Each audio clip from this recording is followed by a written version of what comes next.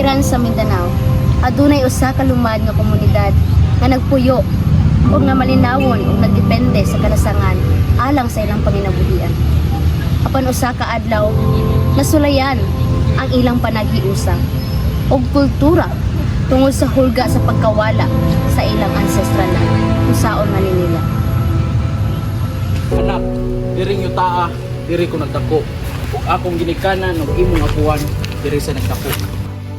Kada kahoy ani, parte na sa atong kinabuhi. Tatay, matuod ba nga kwaon na nila ang atong yuta? Kinay mga negosyante nga gusto putlon atong mga kahoy. Kay buhatog minahan ang atong kabukiran. Unsaon na lang man nato nga diri aman ta nagkuhag pagkaon ug diri apod ta nagpuyo. Hindi lang kita ang mawad-an anak. Unsaon na lang ang mabutay na henerasyon. Unsaon na lang ang mahimo nilang kaugmaon.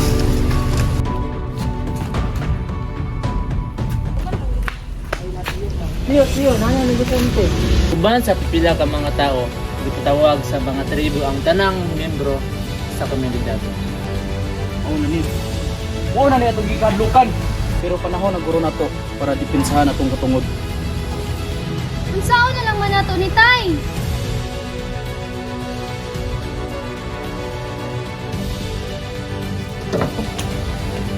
Goodness gracious! Nice place! I like it! Human madungog sa komunidad ang plano sa usa ka negosyante. Gitigom sa tribal leader ang tanang membro aron paminawon ang desisyon sa katawhan.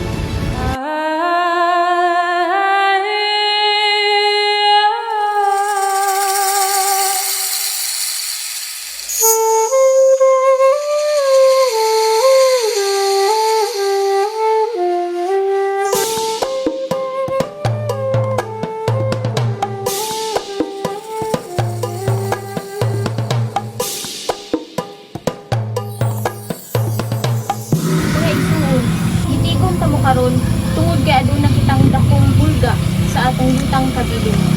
Kining yutaa dili lang ni ordinaryong lugar. Kini ang atong identidad ug kalag, ang atong koneksyon sa atong lumad.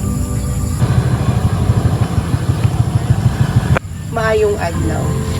Ngani po aron magdala og oportunidad sa inyong komunidad.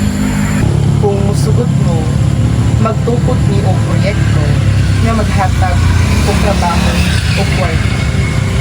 Kwarta? Unsa may pulo sa kwarta kung mawala ang among yuta o kalasangan? Pero tan-awan ninyo, mahimong moderno inyong lugar. Dili na mo maglisod. Moderno? Unsaon na lang among panginabuhian? Ang among tanom nga mamatay, ang mga kultura nga mawala. Usahay, kinahanglan nato magsakripisyo para sa kalambuan o kabaguhan. Dili tanang kalambuan maayo kung ang kinabuhi ug kultura ang kabayaran. Sa among kostumbre, ang yuta dili ginabaligya kay dili kini among gipanag-iya. Gisalig lang kini sa among kaliwatan aron ampingan. Sa panahon sa kalisod, mibalik ang komunidad sa ilang kinaadman o kustomarilo nga gipasa gikan pa sa ilang mga katigulangan. Sa among balaod sa tribo, walay desisyon nga himuon kung dili muuyon ang komunidad. Sakto og matuod. Ang kustomarilo sa mga lumad nagtudlo kanato na respetuon ang kinaiyahan kay kini konektado sa atong kinabuhi. Pero legal man among proyekto. Legal sa papel, pero dili tanan legal patas. Ang indigenous people adunay katungod sa ilang ancestral domain o kultura. Kining yuta, dili lang para sa yuta. Kini bubong ang among inuno. Hindi nagsugod ang among kinabuhi. O kini ang among pagkahapon o kaugmaon. Ug mawala ni, wala na po nagikuan mi sa among kaugmaon. Sa una pa, ang among katigulangan nagtudlo nga kung unsa imong kuhaon sa kinaiyahan. Hinahanglan naapod kay ibalik kay mahimo kining usa ka walay pulos. Mao nang giprotektahan ang kalasangan bisan lisod kay kung kami mismo dili moamping niini, kinsa na lang man. Karon, pinaagi sa akong kustomarilo, pangutana ko sa komunidad. Uyon ba mo nga ipasaka ang proyekto bisan mahimong nawala ang atong yuta, tubig o kultura? Dili.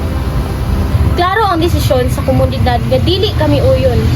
Human sa taas nga panagsisgot, panahon na aron ihatag ang desisyon sa komunidad.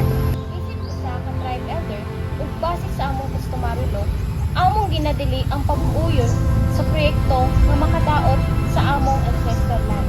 Mga kong pasaylo sa akong naging aksyon.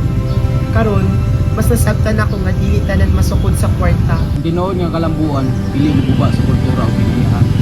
Ang tinuod nga progreso, may respeto. Bisan po mi, dato mi sa palaghiusa, kultura, ug respeto sa kinaiyahan. O gusto namo nga makita gihapon sa sunod nga henerasyon ang katahom sa among yuta. Kay ang kalasangan dili lang para karon, kundi para sa umaabot. Ang tingog sa lumad dili angay ihilom. Kinahanglan kini paminawon ug respetuhon. Kung nawala ang kultura sa usa ka tribo, mura usab ug nawala ang sa kabahin sa pagka-Pilipino. Tanan yuta ampingan, kultura dili limtan, kinaiyahan protektahan, aron ugma na ay padulngan. Ang customary law nga among gipakita mao among protekta sa ancestral land ug among communal decision making sa tribo. Sa ilang kultura, dili mahimong desisyon ang usa ka tawo nang para sa yuta, kay ang mga yuta para sa tibuok komunidad ug para sa umaabot nga henerasyon. Nakatabang ang customary law sa paghimo og patas nga desisyon, kay gipaminaw ang tingog sa komunidad ug giuna ang kaayuhan sa tanan kaysa sa kwarta. Nakaton mi nga ang livelihood ug teknolohiya dapat balanse. Dili tanang modernasyon maayo kung nakadaot sa kultura ug kinaiyahan. Relevant gihapon ang indigenous system karon kay makita nato ang epekto sa climate change, illegal logging ug pagkawala sa kultura. Daghan tag nakatunan gikan sa ilang pagrespeto sa kinaiyahan ug pag-iusa. Katon ko nga ang tinuod nga kalambuan dili lang base sa negosyo o kwarta. Mas importante ang dignidad sa tawo, kultura o kalikupan. Ang indigenous practices dakong contribution sa Filipino identity o nationhood kay nagpakita kini sa atong pagkalumo, respeto o katigulangan ug gugma sa yuta. Bisan lain-lain tang tribo o kultura, usa ra gihapon ta ka nasod. Ang pagrespeto sa indigenous people usa ka pamaagi sa pagrespeto ug pagka-Pilipino.